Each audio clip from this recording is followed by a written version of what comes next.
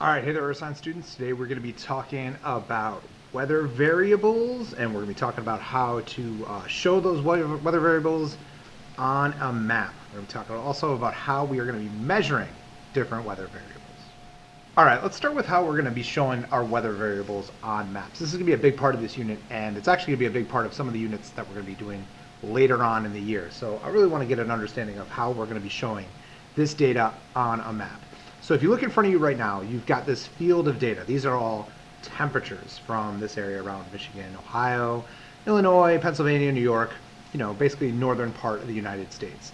And when we look at this map just like this with the numbers just in a field, it's kind of difficult to see what's happening or what trends are happening with the data. So you can kind of see that we've got some high temperatures toward the bottom and we've got lower temperatures towards the top. But what we're going to actually do is we're going to group these pieces of data together into something that we can see visually and makes it much easier to just kind of tell what's going on with that data. And we're going to do that using these lines called ISO lines. And in this case, because we're doing temperature, they're going to be called isotherms. So we are going to need to connect all of the points of equal data on this map. And it says on the top, it says draw isotherms at an interval of 10 degrees Fahrenheit, begin with 40 degrees. So 40 degrees is going to be the first one I'm going to look for. I'm actually going to switch to my camera over here so you can see me how I do this on paper. All right, so as you can see here, I've got that same field that you have in your notes right in front of you right here. So it's asking me to find all of the isotherms at an interval of 10 starting with 40. So I'm going to do just that. I'm going to start with 40. So I'm going to look around my map and I'm going to see if I see any 40s. So I'm going to kind of highlight 40s I see right here. I see one right here. I got one right there. Now you got to remember, actually, let's see if I can see any more. Do not see any more 40s. All right. So remember, when we're drawing these iso lines, these isotherms, we got to make sure that we have one side of the line is going to be greater than whatever value we're drawing, and one side of the line is going to be less than whatever value we're drawing, right? So I'm going to take a look and see if I can't try and find a path that connects these 40s that does exactly that. I can kind of see it right here. So I'm going to start right here at this first 40, and I'm going to start to draw it. I'm going to look and see what numbers I've got. So I see a 36, a 38, and a 44. Now, 40 falls in between 38 and 44. So that means that this line is going to have to go in between those two numbers. So I'm just going to draw it like that. As I keep drawing, I'm going to start to see 42, 38, 36, and I got a 40 right here. So I want to try and get over to that 40. I can't go around it this way because we've got 42 and 48 here. And my 40 is not going to fit in between those two numbers. So I'm going to go ahead and connect it over here. Boom, just like that. Once again, I'm going to look to see where 40 might fall in between these numbers. And I see 43 and 39 right here. I'm going to draw right through there. And if I look, going straight across, I got 41 and 45. Ooh, 40 doesn't fall in between there. And I've also got 36 and 43. That's the only place that 40 is going to be. You can't go between 45 and 46 either. So I'm going to have to draw this line so that it goes up here. And we're going to kind of connect it off the edge of the map. We can do that. Because if you look, there's no other place anywhere around here where 40 is going to exist. Then I'm going to take this end, and I can't forget to reconnect this to the end of the map over here. I want to make sure, and I kind of draw my line straight through the edge of the map, because in the Regents exam, if it does not connect to the end of this map, you're going to end up losing points for that. And usually these questions are kind of all or nothing. So if you end up losing a point on that one, you're going to end up losing the points for the whole thing. All right, so if we're going up by tens, the next value that we're going to be looking at is 50. So I'm going to see if I can find any 50s. I got one right here. Any other straight 50s? I don't see any. All right, so I'm going to start connecting. So I got 50 right here, and I'm trying to go find numbers that 50 is going to fall in between. I got 43 and 53 here. That's a good candidate, right? Boom, going to go right through there. Then I got 44 and 51. I'm going to go in between those two right there. And I got 46 and 56. All right. 47 and 58, 46, 53, and then 46 and 52. I'm going to connect right off the edge.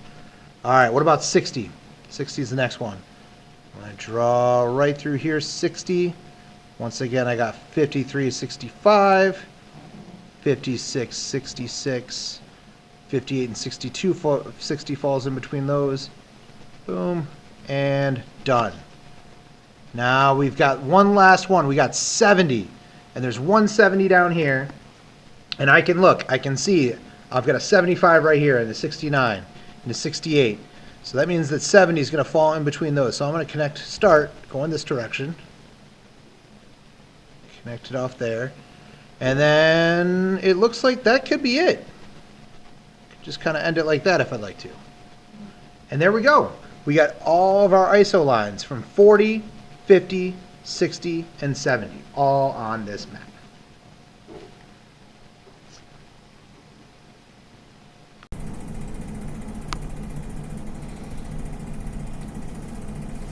All right, so here we have another version of that map. This time, the different areas are color-coded according to the temperature. But you can see we've still got these ISO lines, and we can still see the overall general pattern of what's going on with our temperature. We've got higher temperatures down here in the south, and then colder temperatures up here in the north. And you can see right here, I got 65 right here. Or excuse me. So here we got another version of that map, except this time the actual temperature areas are color-coded. So you can see we've got more red and orange for our higher temperatures and more blue and purple for our colder temperatures. And you can see what the overall trend is going on with temperature throughout the country just by looking at these colors. But it still has these ISO lines that are kind of showing areas of different temperatures. Now remember, each one of these lines represents a specific temperature. So this line right here at 75, every point along that line is going to be 75 degrees. And on one side of the line, it's going to be higher than 75 degrees. In this case, it's south of it. And on the other side, it's going to be less than 75 degrees. In this case, it's going to be north of it. Now you can see these circles right up here. This illustrates that these lines always reconnect back to each other. So these are going to be examples of higher temperatures or areas of like maybe a higher temperature or a lower temperature that's isolated from everything else. So right here we've got an area that's 35 that's surrounded by areas that are 40, right, or greater than 35. Right here we've got an area of 40, and everything inside of this circle, with circle-ish object, is going to be greater than 40. So that's looking at our weather from the top down, right? Like as if we're in space looking down on it. We can also look at it from the side, and these are called cross sections or profiles. So the profile view of the atmosphere is used to show what is happening to the air vertically. So we can see these boundaries right here on this occluded front, which we're going to talk about more later. We can see how they change based on our elevation. They kind of curve. They don't go straight up and down when you have boundaries between two different air masses. So looking at these in profile view really helps us to see what's happening in the atmosphere.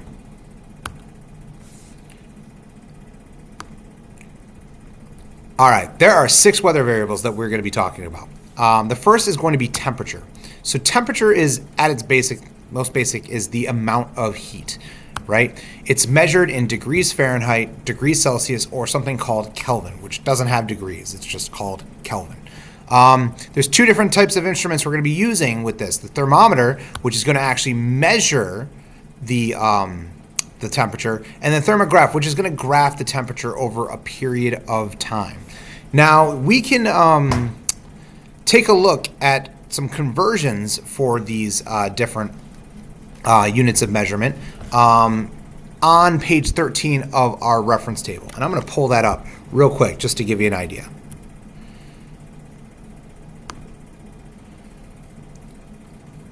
All right, so if you look here on your reference table, we've got our temperature.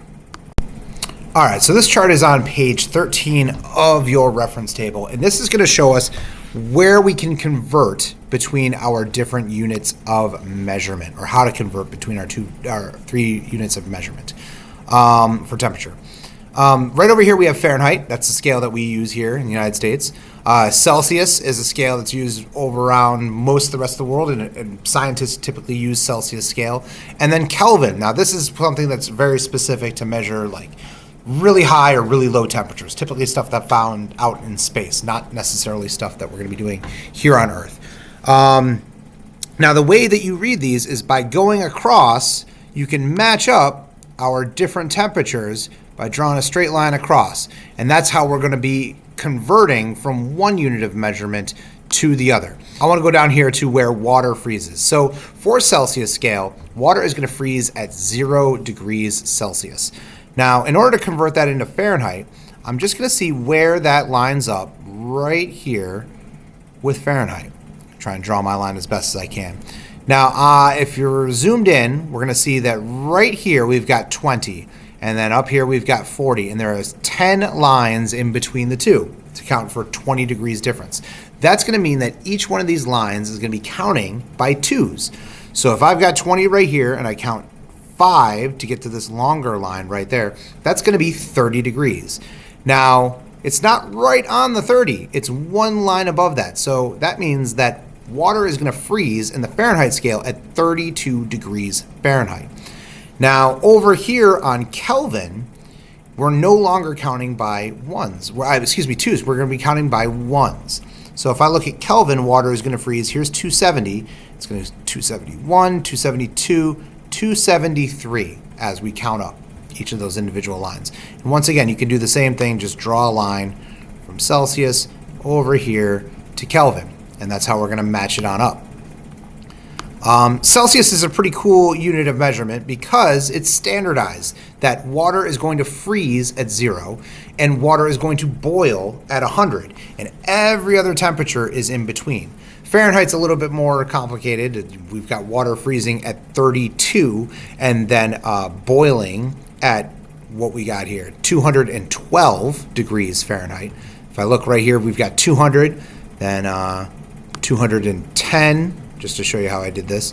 And then we got one line up here, and that's 212, right? You can see that that lines up right here with 100 degrees Celsius.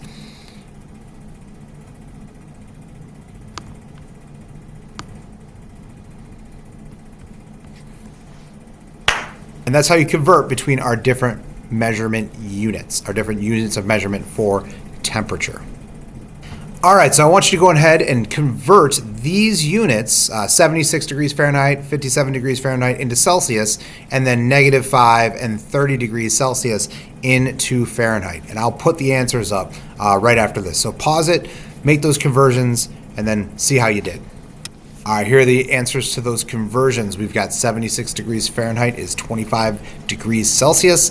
57 is going to be 14 degrees Celsius. And -5 Celsius is going to be 23 degrees Fahrenheit. If you got 24 for that one, it's very close. That would be acceptable as well. And then 30 degrees Celsius is going to be 86 degrees Fahrenheit. All right, and right there down at the bottom, it says on a weather map, this is going to be isotherms are drawn to connect equal temperatures. I threw that on there because depending on what you're measuring, the ISO line is going to have a different name. So for temperature, they're always going to be called isotherms. Think about that ending right there, therm. You see it in thermometer as well. That's what we're going to be calling all those lines that are connecting areas of equal temperature.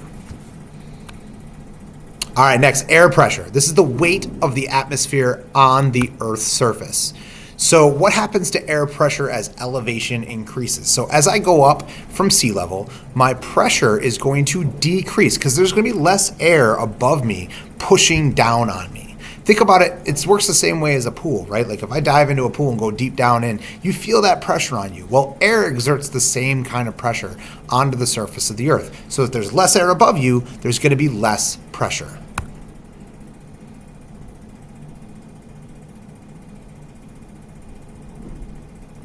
And you can see that right here. We've got a lot of these dots right here down towards the surface of the Earth, and those represent atoms of air, right? Molecules of air. And as we go up, there's fewer of them, so we're going to have less pressure. So this is how a barometer works. Old school barometers used to use mercury. right? There'd be a vacuum up here, and as the air was pressing down, it would push that mercury up a tube. And that was how we measured pressure back in the day. Mercury was very susceptible to this air pressure pushing it, and by creating a vacuum, you created very little resistance, so the air was actually able to push that mercury up into the vacuum. All right, so our instruments used. So we've got a mercurial barometer, right? This is a barometer you might see back in the day.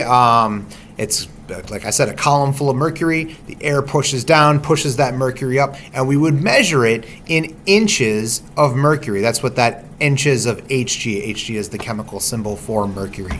And basically they would just measure how high up did the mercury go. And that's what we would get for our number for our pressure, right? The higher up that number is, the more pressure there would be because there was more pressure forcing that mercury up into the column.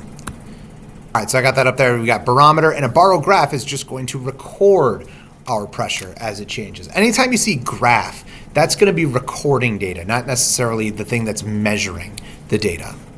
Let's talk about what makes air heavy or light. So dry air is much heavier than moist air. As water vapor is added to a unit of air, you are adding a lighter gas. So water vapor is lighter than the rest of the gas that makes up our air. And it's nitrogen and oxygen are pushed out. Those are the things that make up most of our air. So if we are adding a lighter atom, lighter molecule to our parcel of air, it's going to be lighter. It's going to exert less pressure.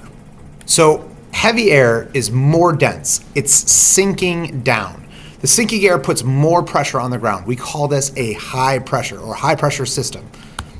When air reaches the ground, it separates and it starts to diverge. We call this divergent. I want you to think about divergent as like dividing, right? So like as it hits the ground, it starts to separate and move away from the center. The winds move in a clockwise direction out of the high. So as it goes down, it's spinning in a clockwise direction, and then they separate when they hit the surface of the earth. Light air is less dense, and it's rising up. The rising air applies less pressure on the ground. We call this a low pressure system. Before the air rises off the ground, it comes together. So we call it convergent. So it's coming together, and it's starting to rise up. The winds move in a counterclockwise into the low. So it's going to go counterclockwise as opposed to clockwise. So high pressure and low pressure systems are opposites of each other. Everything about them are opposites of each other. Low pressure are going to be light, they're going to be wet, they're going to be rising, and they're going counterclockwise. Whereas high pressure systems are going to be dry, they're going to be sinking, they're going to be dense, and they're going to be separating out in a clockwise fashion.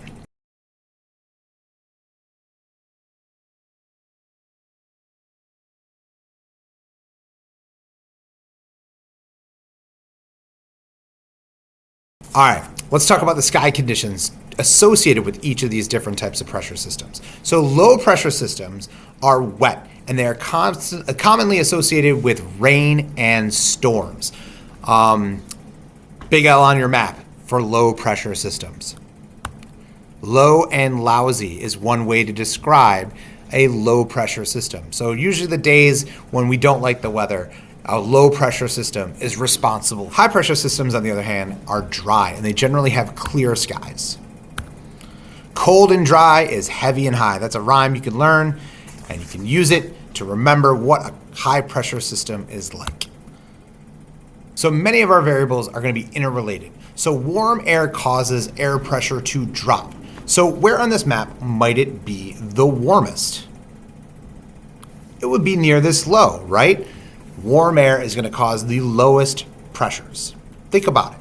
In a convection current, in a convection cell, where it's the warmest, the air is going to be rising up, or the liquid is going to be rising up, right? This is the same thing that's happening in a low pressure system. At the warmest points, it's going to be rising up. It's going to be air that is relatively warmer than the air around it. It's going to cause it to become less dense and rise up. All right, moist air also causes the air pressure to drop. So low pressure increases the chance of precipitation. Where is the rain going to be on this map? Also near the low. So remember, these low pressure systems are responsible for a lot of that weather that we think about, like rain, clouds, storms, all that kind of stuff. All right, so that does it for our first 2 weather variables. We're going to be looking at the rest in the next series of videos.